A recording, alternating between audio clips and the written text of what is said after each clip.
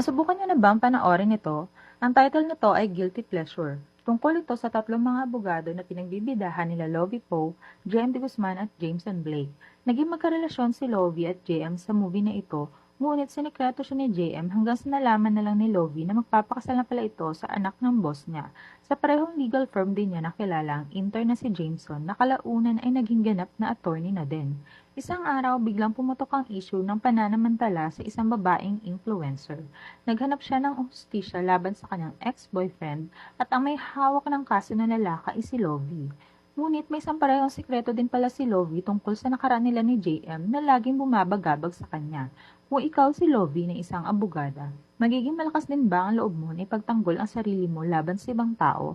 At hanggang saan mo din kayang ipaglaban ang sarili mo sa bagong pag-ibig na dadating sa'yo? Available na ang movie na ito sa Netflix, kaya panoorin mo na. At kung gusto mo na lagi kang updated sa latest movie, don't forget to follow my page.